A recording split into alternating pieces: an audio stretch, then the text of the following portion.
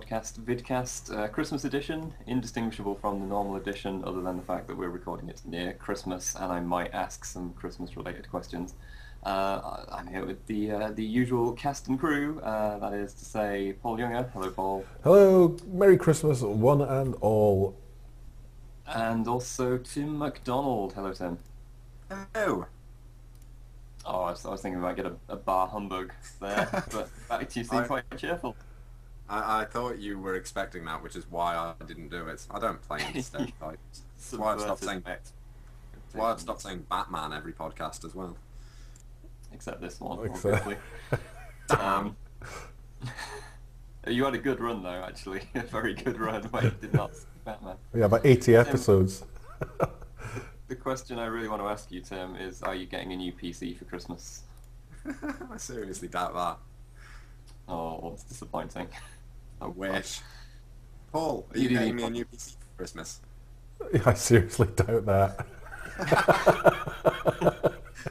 Well, there you go. If, Tim, you write like 20 articles in about the next 2 days, then I guess you'll have enough money for a new PC. Otherwise, probably not so much. Well, never mind. What shall we talk about this week? Let's start with the War Z. Let's talk about the War Z's interesting Steam release. Popped up on Steam, I think yesterday, full of delicious lies in its product description, and I can call them lies because that's what they were. That has subsequently been changed, but the original product description had items such as multiple areas, 100 to 400 square kilometers in size, which was not true. There's only one area you can play, which is Colorado, which is 75 square kilometers inside. It mentioned private servers, which aren't possible at the moment. It mentioned gathering experience points and spending them on skills, which you cannot do at the moment. You can gather the experience points, actually, but you just can't spend them on anything. So, an interesting release for this zombie survival MMO thing. Tim? There's all sorts of lies in there, actually. There is still one there now on the page, actually. If you're saying that Colorado is 72 square kilometers in size, or 75, was it? I believe so, yeah. That's what I've been led to believe. They are currently listing it as being over 100 square kilometers in size on the main page, so maybe they've expanded it. That is possible. I'm willing to give them that. They might have expanded that. They did. To be fair, they did expand it actually. I think in the last update, slightly beyond the main city zone. I think that's right. I kind of object to them calling it an MMO, to be honest, as well. No, it's not. Because absolutely. I mean, what's the max player count at the moment? I mean, it was 50 a little while back. As far as I know, it's still 50. The maximum is supposed to be 100. They're currently listing it as up to 100, which isn't really an MMO, or Battlefield is probably an MMO. They're also noting, apparently, that there are 2 modes of play, normal and hardcore. Last I checked, hardcore doesn't do anything. Yeah. So I think it's crock of shit. But the question here is, why is it on Steam in the first place, and how did it get past any sort of quality control by people at Steam? It's almost like it's been. Oh, Tim, you're smiling. Go on, Tim. Oh, I've got a sneaking suspicion this... Sorry, Peter? Tim has the answer, so sorry. I don't have the answer. I've got a sneaking suspicion it's possibly because their previous title, which was the War Inc., or just War Inc., wasn't that on Steam as well? So I think that once you've actually had a title on Steam, you kind of have a bit of an in. Yeah, but that's just bollocks. I mean, it really is. I have no idea why this is on Steam, to be perfectly honest with you. I mean, from going in past history with this particular title, I mean, it has changed, and everybody knows it has changed since its initial inception, pretty much riding on the back of the DayZ popularity.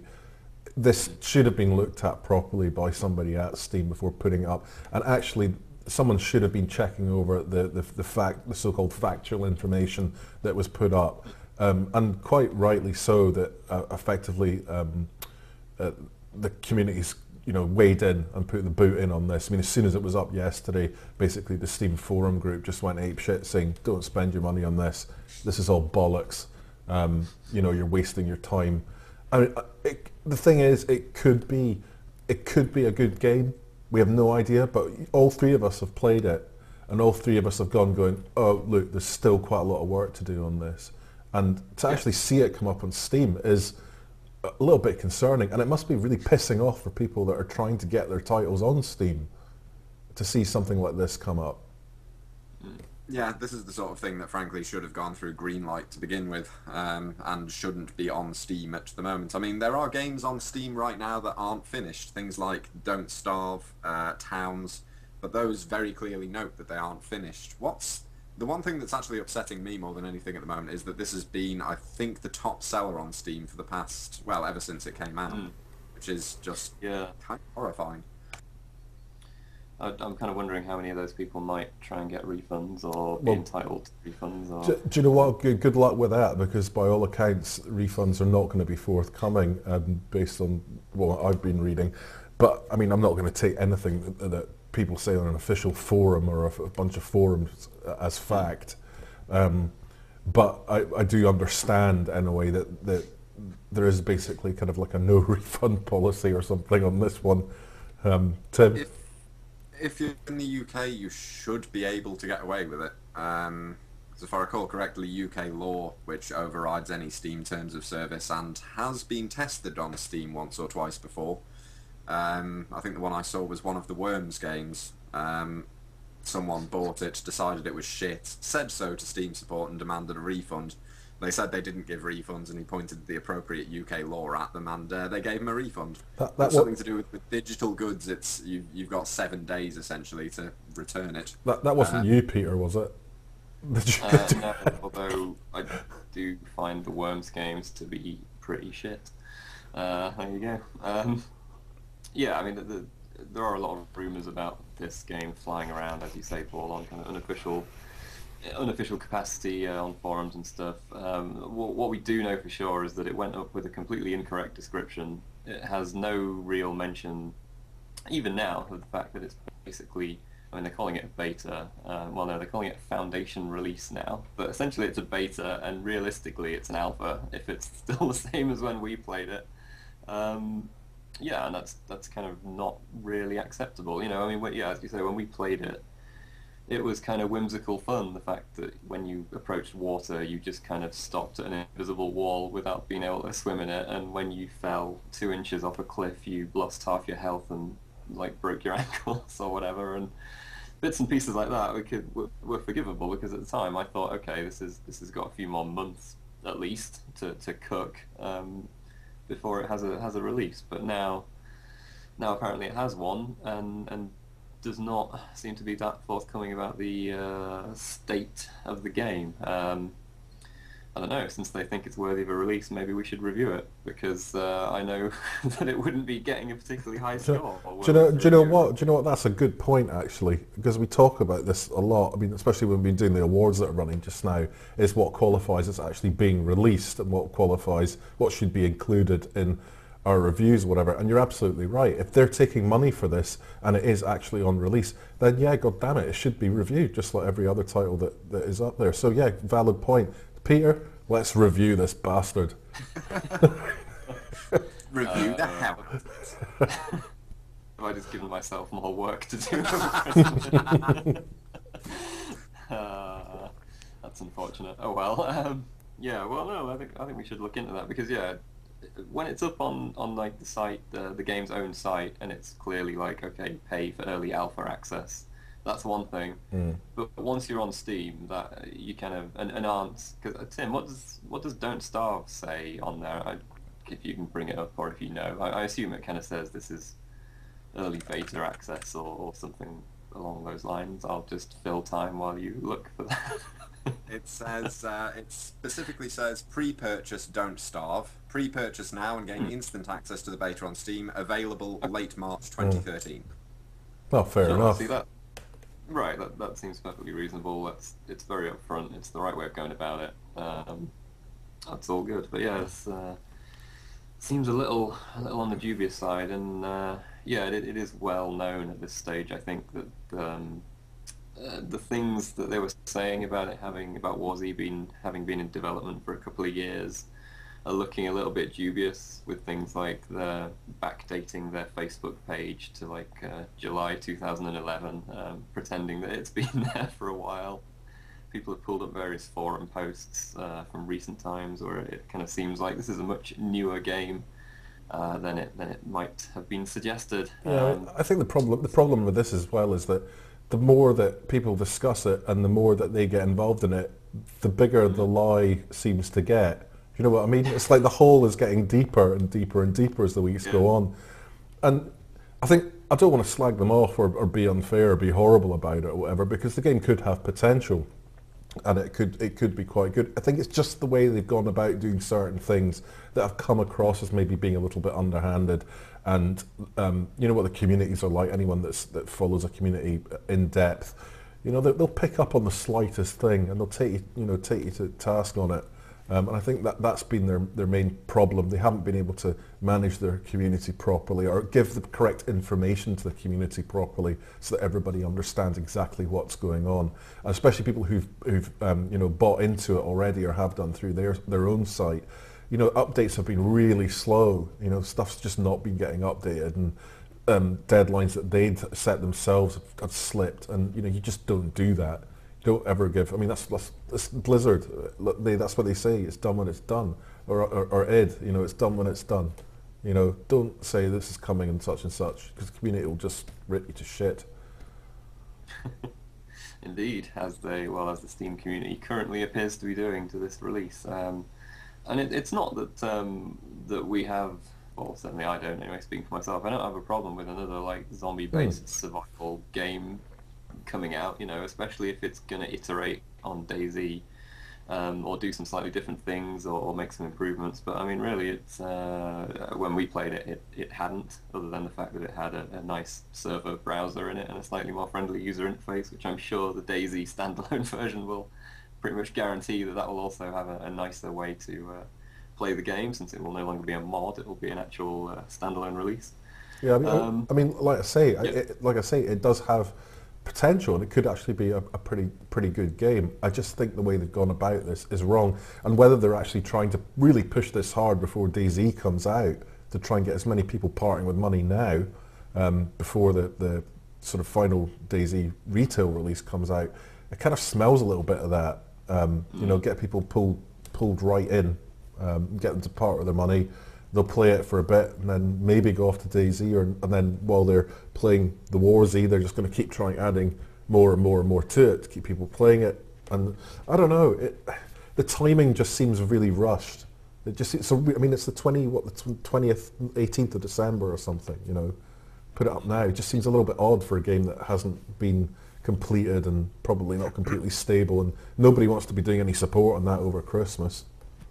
Yeah, there are just so many little worries about it, like the fact that, as I say, or as you said, it just kind of feels like it's been rushed to release so that they can capitalise and make as much money on it as they can before the DayZ standalone appears. I mean, if I remember rightly, it was still considered to be an alpha a month or so ago, at which point they claimed it was in beta. So at this point, it's presumably out of beta, except that they've kind of just renamed it to Foundation Release, which is a wonderful piece of PR work there. There's just all these little things about it that just seem incredibly dodgy. It makes my skin itch. Oh no, we're just giving Tim a rash. That's the tagline for the review. Tim McDonald makes my skin itch. As you say, yeah, they've got around the beta aspect just by calling it something else. I mean, that doesn't change the state of the game in any way. It just means you've given it a different name. But yes, and I think we've covered the War Z sufficiently. I certainly wouldn't recommend buying it at this point unless you are very, very aware of what you're buying into. Do a bit of reading up, maybe watch some stuff on YouTube, listen to us, obviously. If you just listen to that little bit that we've done there, should keep you nice and informed about the games that you are buying. Moving on to something else. relatively sizable happened this week, which was the Secret World confirming that it's dropping subscription fees, which was something that was hinted at to begin with in a slightly odd mockumentary style video that the director Joel Bylos, I think his name is, put together, in which he was terrified of the mine apocalypse, so therefore dropped the subs fee from Secret World. At the time we thought maybe it was going to be temporary, and it turns out that it's an ongoing policy that there will no longer be a subs fee for the Secret World. Tim, I'll start with you. You play the Secret World still. I do. What do you think about this as a model, I guess, is what I'll ask. It seems fine, to be honest. I don't actually have too much I can say that really complains about it. I mean, they're still making money off it in that you have to actually buy an account, so it's not free to play. No. But yeah, just about all of the main content in the game is completely free. When you compare this to something like the Old Republic, which kind of went free to play and had all sorts of tiers and very confusing limitations, this seems like a much better way of doing it. I suppose the other comparison is Guild Wars 2, which is the other one where you essentially buy an account to begin with and then don't pay a subscription fee and you get lots of things free. This doesn't give away quite as much. I mean, they're still planning on having DLC issues and things like that, which you will actually have to purchase. But for the most part, yeah, it seems like it's done well. You get a huge chunk of game when you actually buy it with no real limitations. And if you enjoy it and you want more, then you can pay for more. Very good. Paul, we've actually done an interview, haven't we, with Funcom about this change, which is, I'm sure, going to be going up, or probably will be up, actually, by the time that this podcast is up. Yeah, it's a little bit late today, but it is going up tonight. Tim and I bashed heads the other afternoon, trying to get our head around what would be included and what wouldn't be included, and how sort of paid DLC would affect the storyline and so on. So that will be going up today. Tim, I asked you about this the other night because you reviewed the game. I mean, you've been actually playing it a lot more since you reviewed it. I mean, what are your thoughts on it now? I really, really like the game.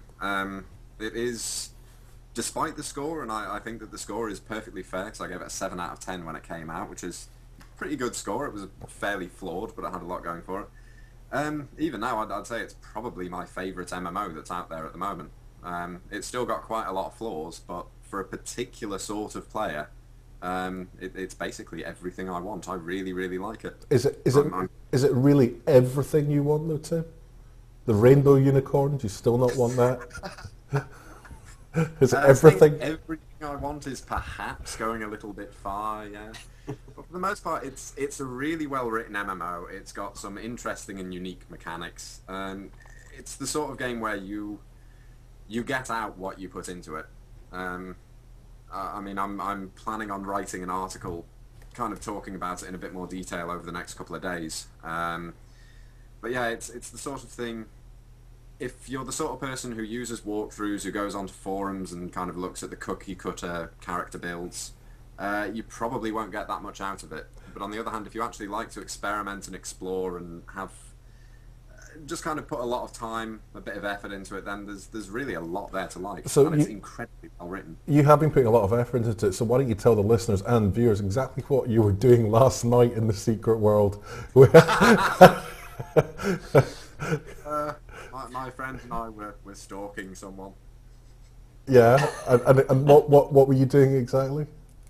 Well, we were sort of wandering around, and there was a newbie character in the Dragon home city in Korea, and we saw a person just sort of wandering around, so we started very conspicuously following them, and whenever they turned around to look and see if we were there, we would very pointedly hide behind something, and then occasionally peek out at them and then hide again. And we followed them around for around about 20 minutes. They started trying to avoid us by hiding in particular areas and then sneaking out the other way. Well, all I can say, Tim, is you're a sick bastard. That poor person. I thought it was quite funny. The other person maybe didn't, but you know, that's what the game's about. It's about conspiracies and competing secret societies and things.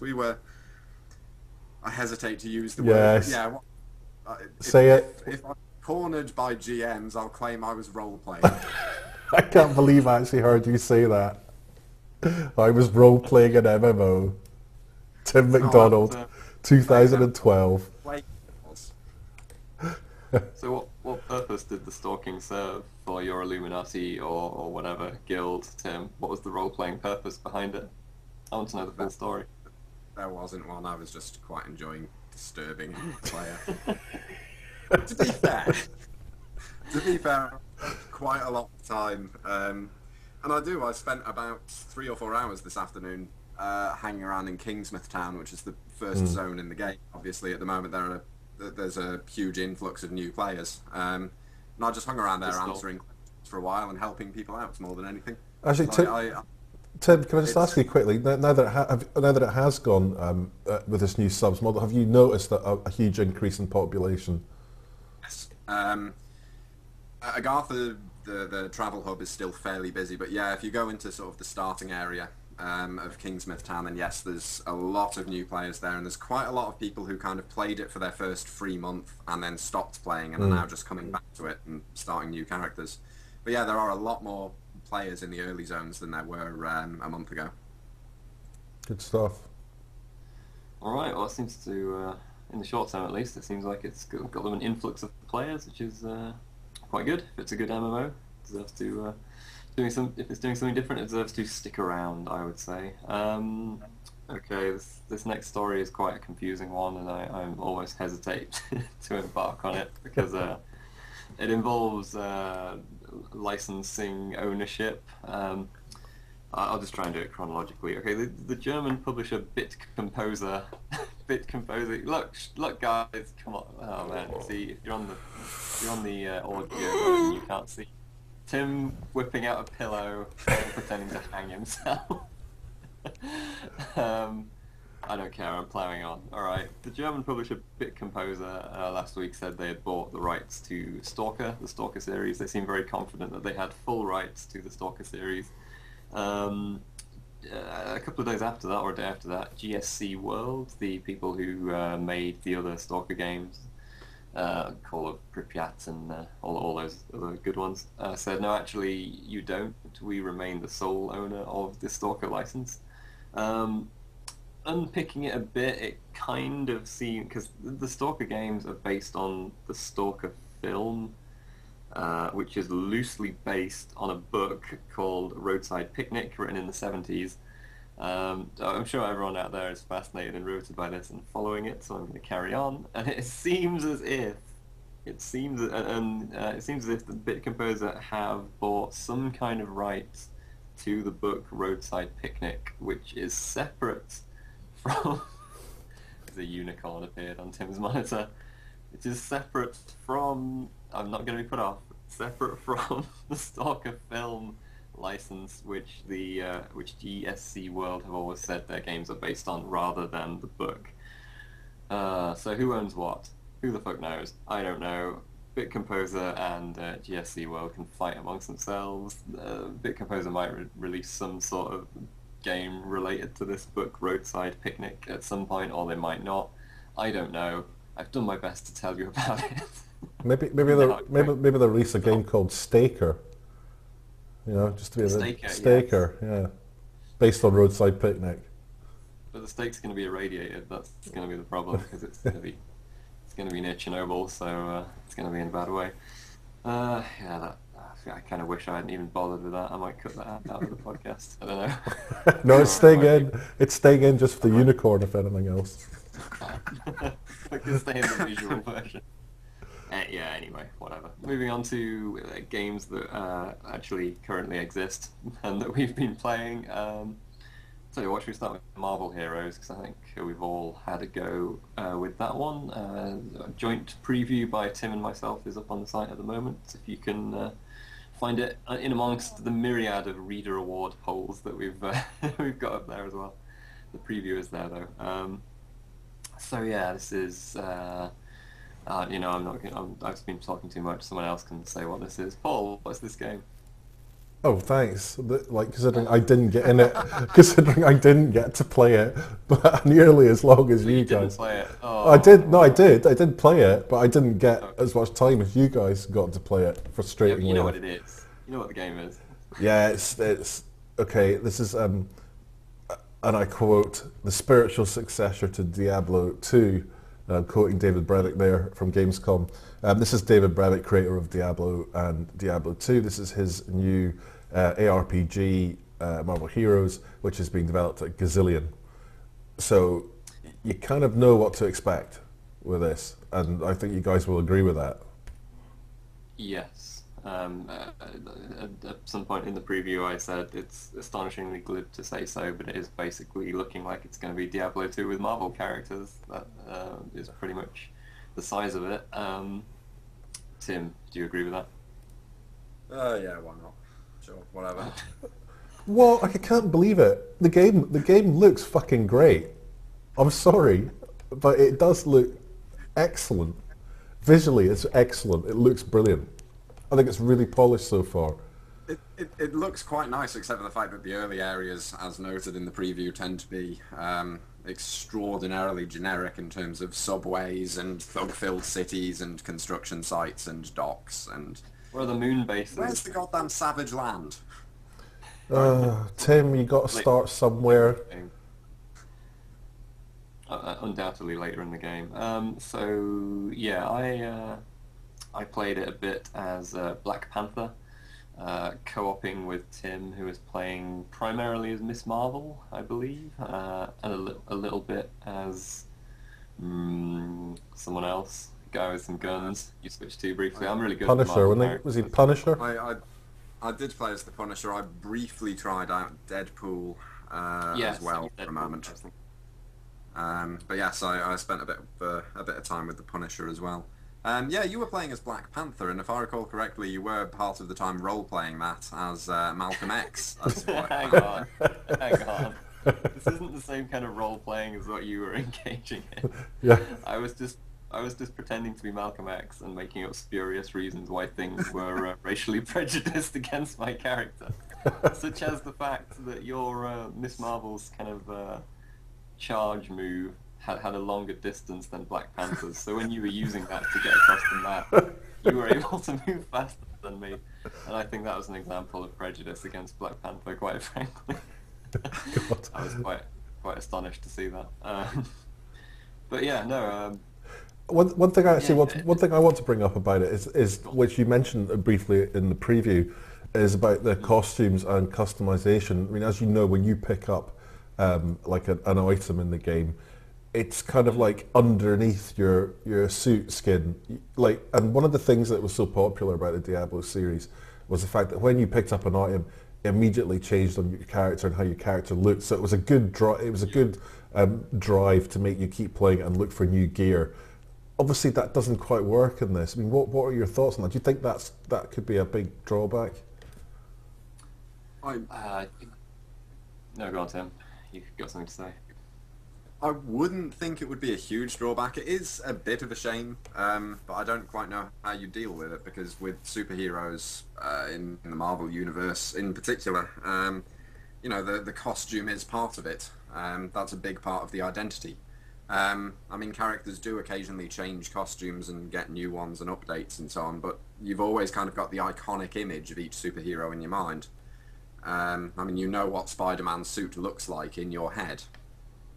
So I don't think it kind of would have worked if you were, if there were all sorts of different colour schemes and different sorts of suits. I don't really necessarily mean like would it work, but I mean, do you think that is maybe something that will appeal less to some people than others and may not make people want to pick the game up quite as much? I know it wouldn't work.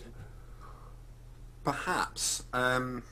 I mean, I know that when playing Diablo, one of the enjoyable things is that when you get a new shiny piece of equipment, you do look different. You've kind of got the immediate change there.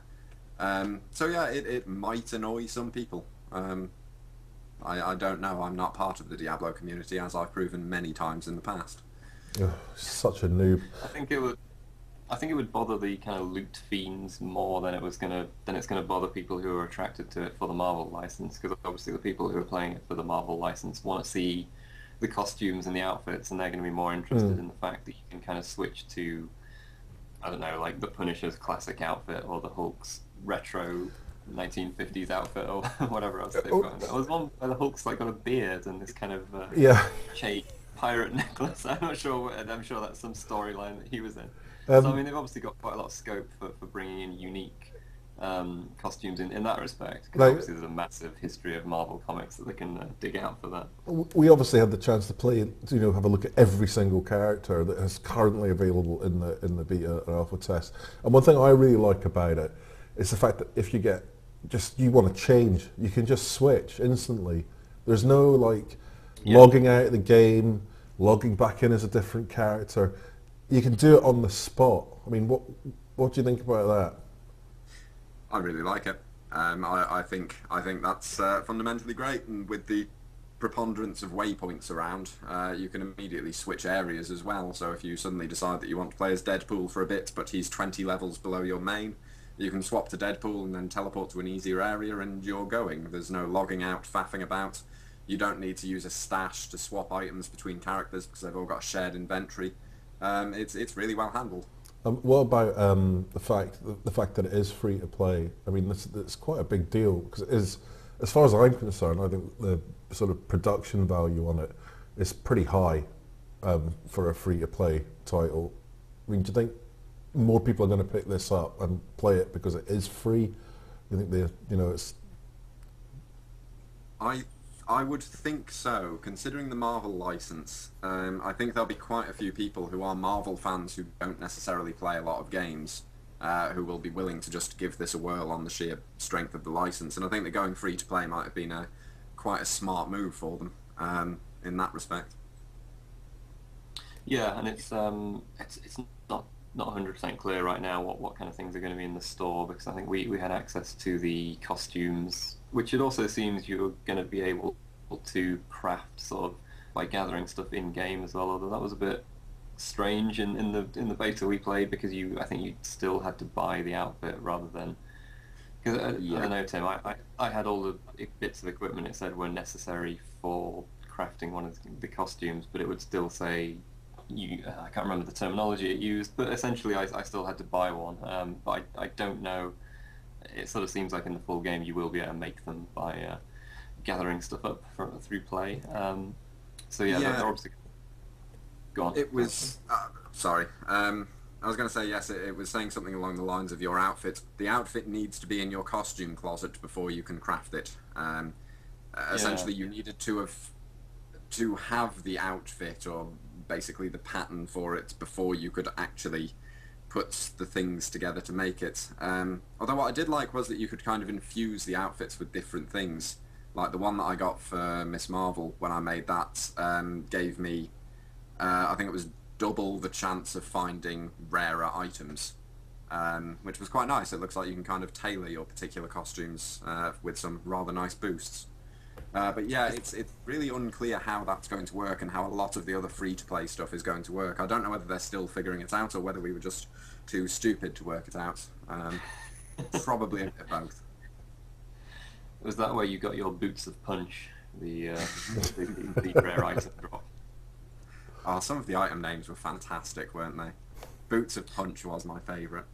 They are quite good, yes. I mean, they might not look different on your character, but they have some pretty good names.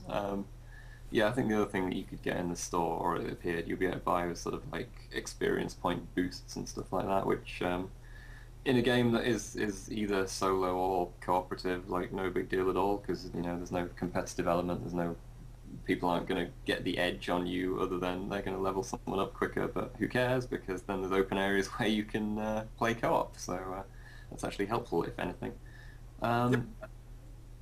Yeah, so I mean, I don't really...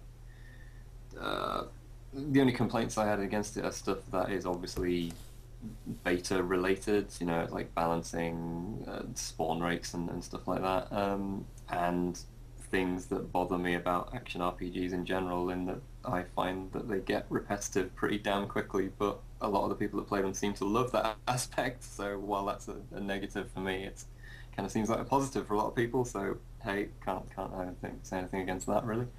Something else I brought up in the preview that I had a slight concern about, and I thought about it a bit more actually. Did you find, Tim, that some of the Marvel characters they're using as kind of like dungeon bosses and stuff, it makes them a little bit disposable almost? I mean, it's kind of like they had some pretty high tier Marvel bosses, and then again, might be a balance issue, but the ones on the early levels, you're going to be strolling in, punching them a couple of times, and they're going to die. Oh look, you defeated the Green Goblin, and I mean he's supposed to be a little tougher than that. I don't know what you think about that kind of. If your favourite Marvel hit villain was the Green Goblin, would you be a bit miffed that he's on the first level and gets taken out in a couple of hits? Yeah, quite possibly. In fairness, though, with the Green Goblin specifically, I think that was actually one of the boss fights that's been better tuned, because that was one of the ones that kind of had a bit of a flow to it and some unique mechanics, as opposed to a couple of the later ones we did, which were very much a case of just running forward and clicking on them until they fell over. Yeah, it is a bit of a worry, but I kind of think that comes down to how much they're trying to put in there, essentially. As you mentioned earlier, they've got the entire Marvel universe. They've got a huge wealth of villains and areas and so on.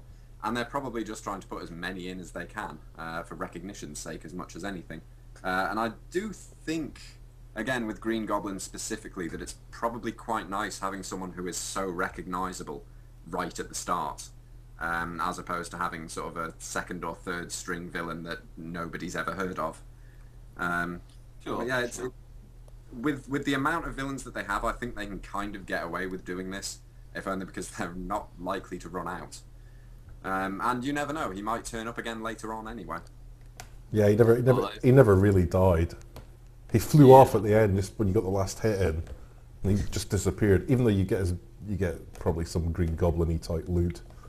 And Miss Marvel's pants, which he had on him. I have no idea what he's doing with Miss Marvel's pants. I thought it was the Thing's pants, which was even more He did. disturbing. Yeah, everyone else was just dropping Miss Marvel's boots, which is kind of worrying. And gloves. The thugs in New York really like carrying Miss Marvel's gloves around. Actually, Nearly saying Miss Marple. Miss Marple. Miss Marple's boots. I would love to be able to play as Miss Marple in Marvel Hero. Actually, one thing I wanted to ask you about, I have immediately forgotten. So there you go. Excellent. Oh no, that was it. I remember now. Sorry. I mean, obviously, like you can have 10 Miss Marbles running around the screen. Did you find that weird? Did you think it was kind of wrong? I didn't actually encounter that at any point, to be honest. So I have nothing to say about that, really. Peter? Yeah, I did a little bit because I played during some of the times where, because we had sort of press keys, so we could play during off hours as well as during sort of public hours. So yeah, I saw that a bit. Yeah, I mean it happens. You just got to put up with the fact that other people are playing as the Punisher and as Black Panther and Scarlet Witch and the Hulk and everything. I mean, you only see that in the kind of openy MMO type areas, because as soon as you kind of go into the chapter quest dungeon instance type areas, then that is then solo or party based. So then you're only going to have to deal with the fact that maybe one of your party is also playing the same character as you. So I don't think that's a big problem really, and obviously it will become less of a problem the more playable heroes they have, because then it will be more diverse. I mean, I think there was, I can't remember how many there were playable at the moment, sort of 8 or something like that. So yeah, I must admit it didn't really bother me. I thought it would really bother me, and it really didn't, because I was more busy, more concentrating on what I was doing than what somebody else was doing. So it didn't really bother me that much. So just so people know that it's probably not really a big deal at all, but it is a concern. They're just scroll shapeshifters anyway. It's fine. Thanks, Tim. If you really want to roleplay it, you can say that... Oh, Tim, can you turn your speakers off? I'm getting massive feedback. Yeah. if you really want to roleplay it, you can say that you're the true Spider-Man, and everyone else running around is just vigilante wannabes copying your look, and then then you can be satisfied with that. Is that what you're doing with Peter Molyneux today, with your turtleneck, Peter? Yes, I'm role-playing as Peter Molyneux. I've been a bit negative about quite a few things, though. It's not very Peter Molyneux. Come on, man. What I really liked about Marvel Heroes was that you feel like you're really part of the little citizens and the people down there. You're really part of their lives. You feel really compelled to be attached. I felt really passionate about Black Panther's cause when I was playing as him. I did feel bad about the folks that I kept punching in the face, and the snake men that I kept slashing up with daggers as well. Yeah, there you go. Anyway, that was just fucking weird. that was kind of eerie. Christmas miracle. There is still quite a lot that needs to be done on Marvel Heroes, I think. I mean, as you noted, I mean, I'm still not anywhere near the point where I would say, yes, this game is amazing, you have to play it as soon as it comes out. Because there is a hell of a lot of balancing that still needs doing, there's a lot of tweaking. But it is kind of at the point where it's, I think as we said in the preview, everything's kind of just sort of sliding generally into place. It looks like it might be worthwhile with a bit of luck, as long as everything doesn't go horribly, horribly wrong. Cool. Indeed, I'm sure they're going to be doing more beta tests between now and release, and hope as long as they don't pull a War Z and put it out next week, then all will be well, I think.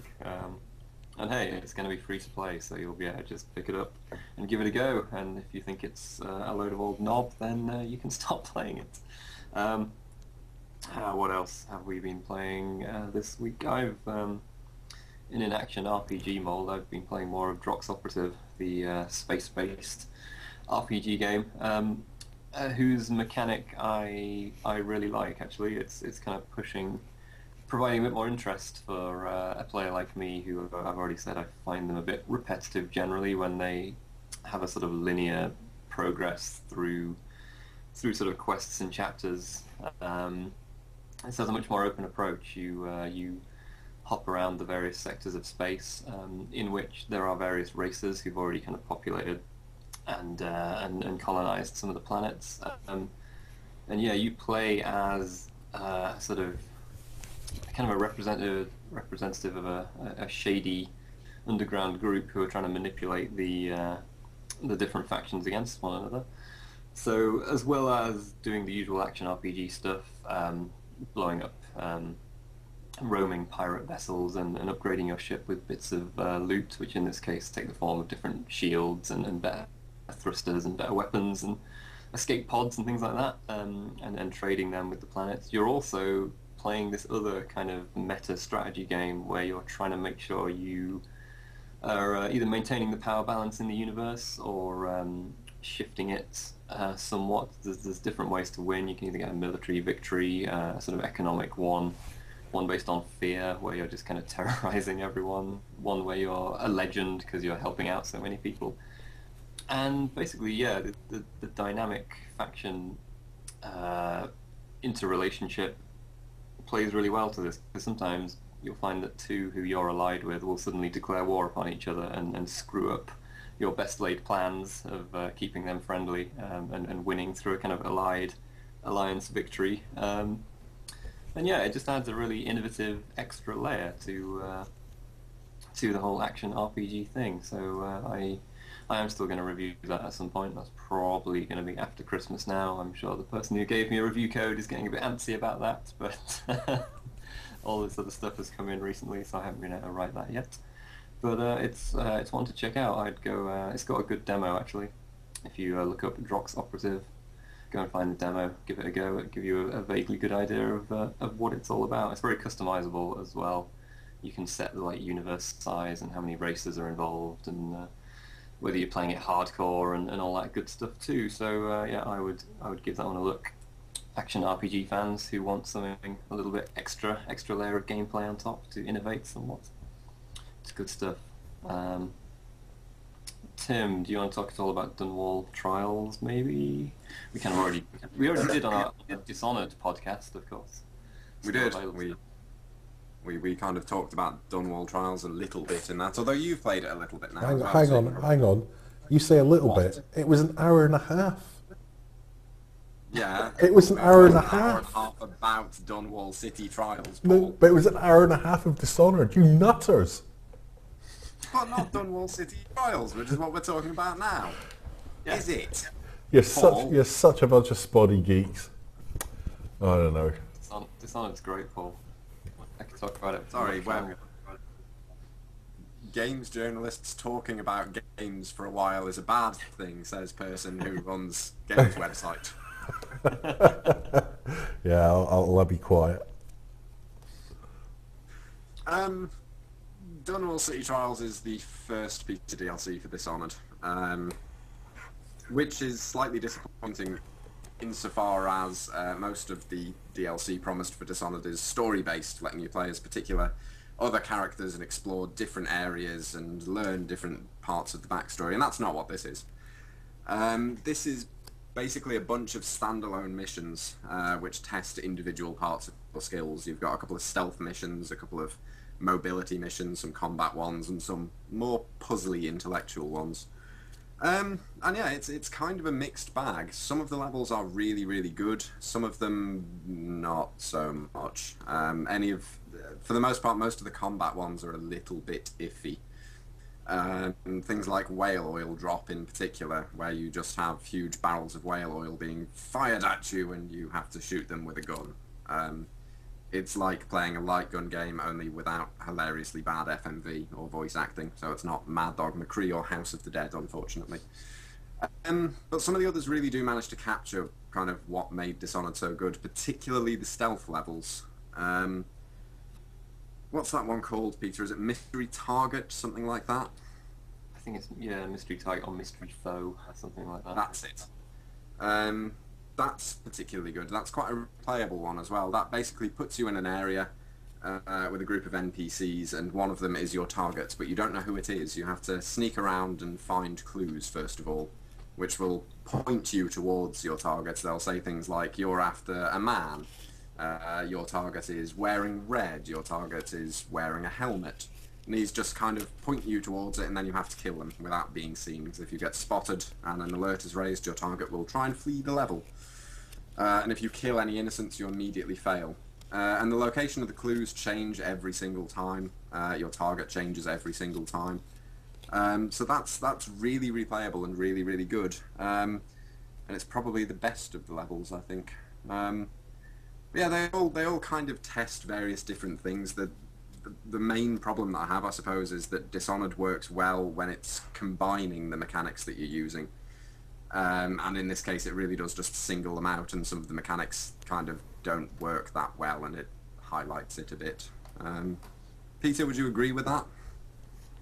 Yeah, rather boringly, I kind of agree with the review that you wrote for the DLC that's up on the site, which is a bit tedious because then I can't play devil's advocate and disagree with you at all, really. But no, I agree. The Mystery Foe or Mystery Target, whatever it ends up being called, is definitely a really good one. Also, what I really like in that is that you can try and kill your target before you have all the clues, and you'll get bonus points for that. But as you say, if you kill the wrong person, then it's like mission over and you don't get any of the points whatsoever.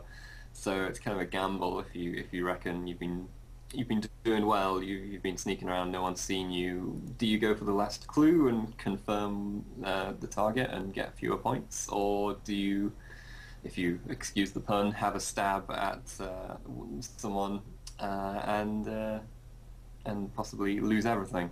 It's quite a good balancing of skill versus score attack kind of approach. I quite like the one as well, the sort of puzzle-based one where you kind of outside. All the levels are set in the void, so they're all a little bit weird. You're outside of a kind of greenhouse, except it's only one-way glass, and you can see into the building. And as soon as you smash the glass, it lets off the stop time power, and then you have a very limited amount of time to kill everyone in the room as creatively as possible for extra points. and you also in between rounds kind of get little bonus things as well. So like kill only these two people, or kill them using this, or something of that nature. I enjoyed that one too because that uses quite a lot of the mechanics. Those bonus rounds, the clues for those can be incredibly cryptic. There's a few where I still have no real idea what I'm meant to be doing. There was one which I thought I did, but I suspect I missed one shot. I think it was called Pincushion Bonus. Where there were a load of people in the room, but one of them was kind of marked, and there were 4 panes of glass which were also marked, and I think I was meant to shoot him through all 4 panes at the same time, essentially. And I think I missed with one of the shots, unfortunately. Kind of got there a bit late, and after his head had already snapped back from the force of the rest of them. But yeah, it's really, really clever. It uses the mechanics quite well, those ones. They really do test your brain when you're trying to figure out how best to do it and how best to time it, but then all hell breaks loose as soon as you break the glass and actually try to do it. Yeah, and I would agree as well. It's the stuff like whale oil drop are a little less compelling. That's especially less compelling. I'm playing it on the 360. It's a lot less compelling trying to aim with the 360 controller, doing some kind of like Duck Hunt style game.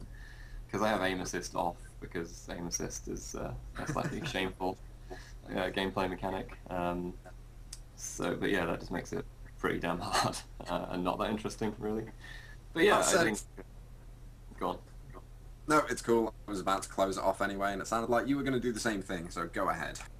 Yeah, in summary, I agree with your review, which was sort of 7 out of 10. Mostly pretty good. Has some good stuff in there. It's pretty cheap, it's like $5 or $3.50 or something in the UK, so yeah, it's worth it for what you get, but I think the more interesting thing that we're both keen on is the first story-based DLC, which is coming next year, early next year, I think. It should be a bit more in the style of the original game. Should be good. Paul, what's on the site for people to enjoy? Oh, I've been playing nothing, Peter. Don't bother asking or anything. I won't. I thought you played Marvel Heroes. Sorry. I'm sorry, that's very remiss of me. Yeah. Paul, what have you been playing? I won't wrap up the podcast. I'm not going to tell you now. Is the answer actually nothing? Were you just trying to guilt me? See, I haven't even been playing anything new. I've just been back playing Quake Wars again. I hate to say it. Oh, yeah, I know. It's been like I've had about a year's break from it, and yes, there are still servers running, much to my delight. And yes, it's like me and Alpha Protocol. Yeah, kind of. But the way I'm looking at it is, this is getting some training in for Dirty Bomb. So that's. Well, I'll become a pro Dirty Bomb player. I think. Who knows? But other than that, no, nothing else. Other than that, Marvel Heroes. That was it, which we've discussed. So we can wrap it up. Yeah. Hooray! I was going to ask you about Dirty Bomb, but perhaps we've talked for long enough already. And there's not much about it yet anyway, other than a sort of trailer and stuff. So maybe we'll save that until there's more juicy details about it. Tell us about the reader polls, Paul. People can vote about favourite games. The reader polls. Yes. Get your arses over to the site and vote for your favourite PC games of this year in numerous categories. And by probably this time tomorrow, all the rest of the categories will be up and running. So whether it's best MMO, best strategy, best RPG, whatever it is, adventure, get your votes in now. We're not deciding this. Readers are going to decide which are the best games of this past 12 months. And they're games that are released in the past 12 months. Not games that were released last year, not games that are coming out, not games that are in beta, not games that are like the War Z and put on Steam, not complete.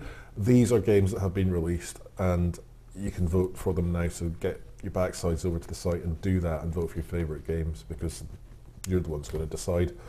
And that's that. That's the reader's vote. And you'll see it on the front page. They're all over the place. And there is a main big banner at the top you can't miss. Click that and you'll get in to see the categories. Excellent. That Funcom interview with Joel Wylos is coming, well, probably already up by the time this is going up. Should be. What else have we got coming this week? I have totally forgotten. We had it all planned out. Well, Tim's already written about Critter Chronicles, which he talked about in a previous podcast, so you can read the review of that. Well, we had a few articles in the brewing, Paul, but we should probably discuss this off maybe. yeah, maybe. We have plenty of stuff. Well, I'm hoping Tim's Secret World thing will be done at the end of the week, because I'm actually looking forward to reading that. Should be. Oh, and you had something as well, Peter, I believe, for Thursday. Yes. Well, it depends what order we put things up in and what we do for when, but there is plenty of stuff coming up this week. And I think half the problem is we've had so much stuff to do, and had so surprisingly. much. Yeah, it's unusual for this time of year, but we've actually had a lot to get through and a lot we want to talk about and share with the lovely readers. Yes. That was my lovely readers. Lovely readers. Lovely readers who should be liking us on Facebook and following us on Twitter and doing those things. Yeah. Gonna keep mentioning that until I die. So you get one extra follower on Twitter. Is this it? Until we get one, yes. I'm going to hold myself hostage in this respect. Yeah. Until we get some more followers on Twitter and Facebook. Is this the last? You can follow us as individuals as well. All of our Twitter accounts are listed down the side of the IncGamers page. So that's at Tim the Hat. Even though he doesn't actually use Twitter, you can still follow him if you want. I probably will. I probably will get back to using Twitter at some point. I recently got mentioned on Twitter, actually. Apparently Twitter is now harassing people who were following me to try and convince me to come back. Was that in the #depressed?